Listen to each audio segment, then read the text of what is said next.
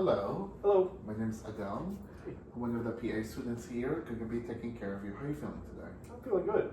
I'm just going to take your name and date of birth just for confirmation purposes. Okay. Can you tell me your birthday? Yeah, 12/21/1990. Awesome. And your name? My name is Michael Anderson. Nice to meet you, Michael. So we're just going to basically take your height, your weight, and see where the BMI lands for. And you're probably in your early 30s, I would say 33, right? Yes. So we're not really expecting that much of a development and height difference in the future. You seem very nourished, very, there's no signs of any malnourishments here. Can you tell me where you are? Yeah, I'm at the clinic. And do you know who's the president? Joe Biden? And do you know what day it is?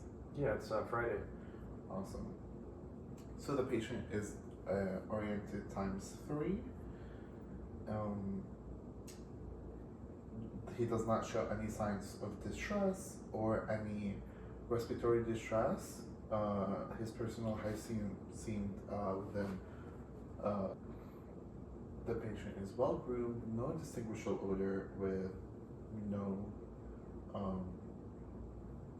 and their clothing is fit regularly. Yeah, there's no tight or oversized clothing.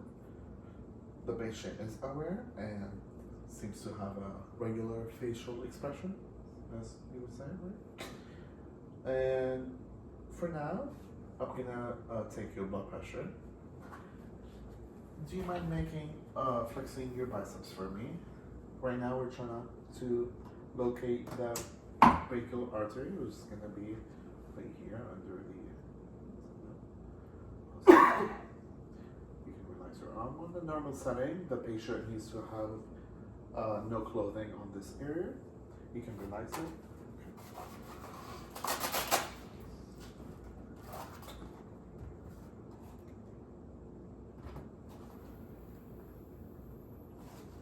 We were able to palpate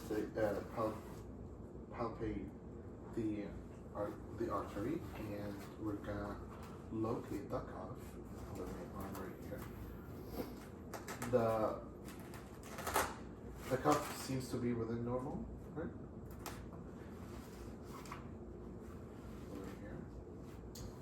And right now, you're gonna elevate your hand to be on the same level as your heart, and then just gonna feel your pulse and start measuring, and that would give me an indication of what your systolic pressure is. We're gonna add theory, believe me. Let me feel your weight over here. Pulse setting good. Alright.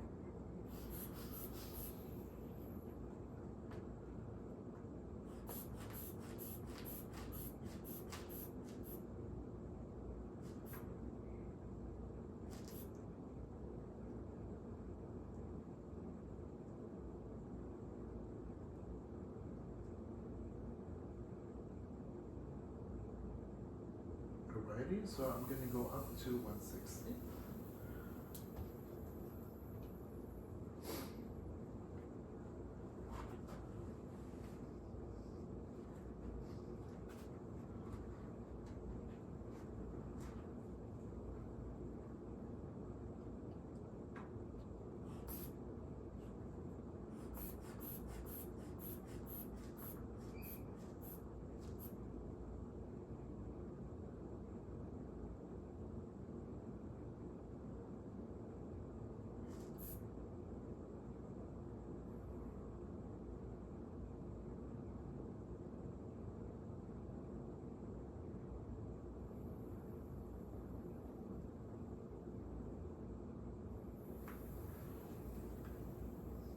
Your blood pressure is 152/92, actually. Ooh. Did you have a recent meal? I did have a recent meal and coffee.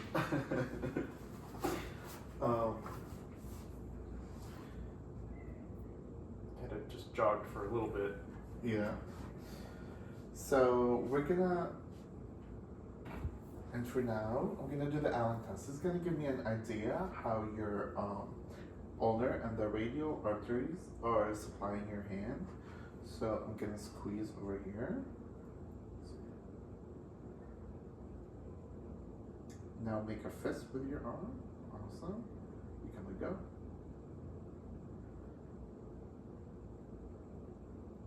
Alright. We're gonna do it one more time. Close it. And we're gonna do this one. Awesome. There is no signs of distress to your brachial on your own artery on the right side. And we're gonna start with the inspection of the skin. We're gonna take a look at your hair. Let's see here. There's no signs of alopecia. Your hair is evenly distributed. You have a dark blonde color, and it is straight. There's no redness, cyanosis, or jaundice in the hair.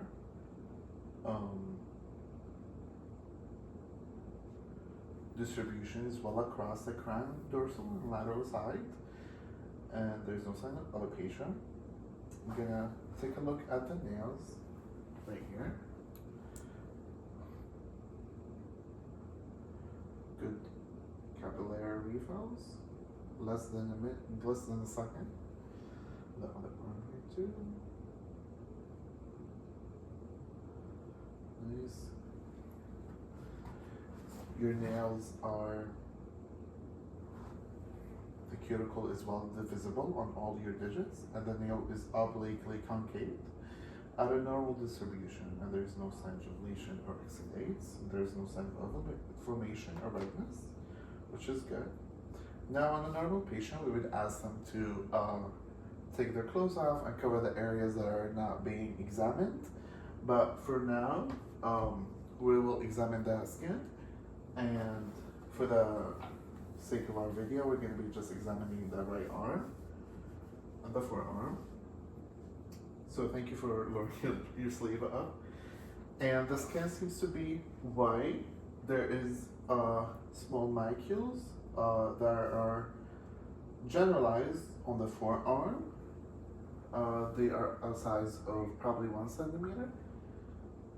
And there is no signs of redness, cyanosis, or jaundice. The skin is dry to touch and normal. There is no signs of exudates, mild sebaceous gland production, and the texture feels smooth. There is no signs of abnormal growth or depressed or elevated lesions. And we're going to do some trigger and mobility test.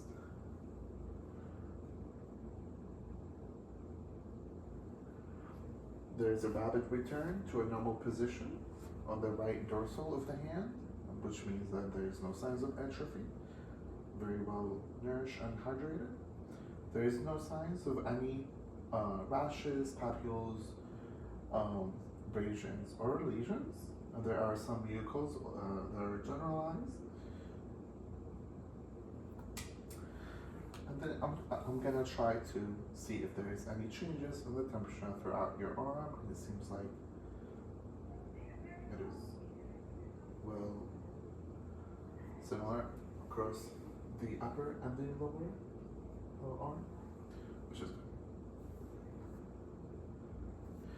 And right now we're gonna do the peripheral vascular inspection. It's gonna be basically mainly focused on the upper and the lower extremity, which is your hands and feet. For today's, we're gonna be mainly focusing on the upper extremity.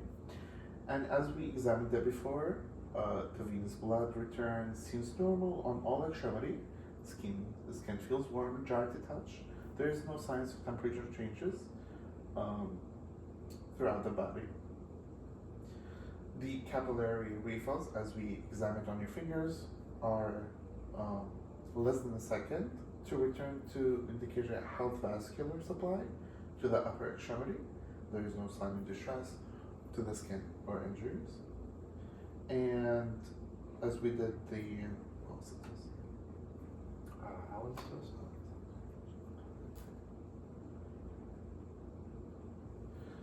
And as we did the Allen test, it did show on the radial and the ulnar arteries that there is a good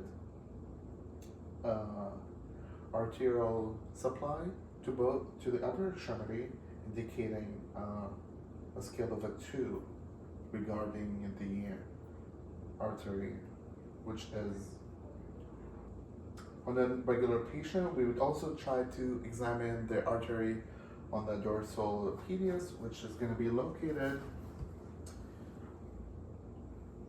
right here, right on the posterior of the foot, and the posterior tibialis is going to be on the medial behind the malleolus.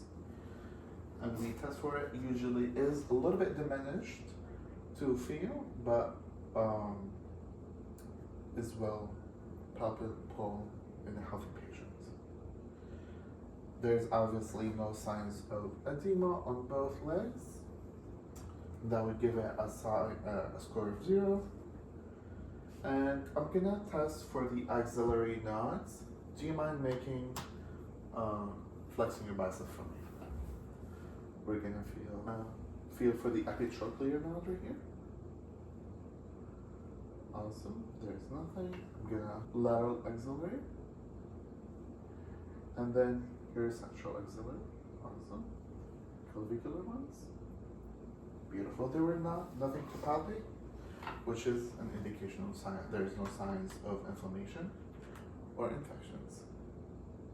Patient visit, we would examine for the vertical and the lateral nodes, which are located on the anteriorly of the cervical laterally to the pubis, and we're basically testing for any inflammation, any redness, any changes in temperature that would also indicate an infection nearby the area. The vertical sides are more deep in the tissue, and the horizontal are more superficial, and they land on the mid-sagittal to the lateral side of the body. During skin inspection, if there was any abnormality growth, we would go based on the ABCDEF, and then we would document that growth or abnormal discoloration, basically where we look for color, moisture, texture, the mobility, and exactly the lesion size of that abnormal growth. So we're just going to take a look at your head, neck, and the lymph nodes that surrounds it. But first, I'm going to take a look at your hair and see if there is any deformities or abnormalities that is going on. Seems like there is no signs of sutures on the lateral and the occipital side. Your hair is distributed evenly. That is good. Now, after that, I'm going to take a look at your neck and your thyroid with the trachea. So do you mind? I'm just going to move this up. I'm going to ask her to face that side for me. I'm going to take a look on the lateral side here, the same side. No nodules indication. And now I'm going to do the palpation for the carotid cartilage. After the carotid cartilage, I'm going to go to find the trachea, to deviate it and find the thyroid. Okay, look up a little bit, that's it. Put your head a little bit, awesome. This is the carotid cartilage. A little bit down should be the trachea. If we deviate it laterally and palpitate the other side, are you okay? You can feel the thyroid on the other side too. It does not feel there is nodules. It feels smooth to touch, which is good. Your thyroid seems to be consistency on both sides. There are no signs of nodules, which is good, and it does rely behind your trachea. There is no tenderness or any inflammation or redness in your thyroid.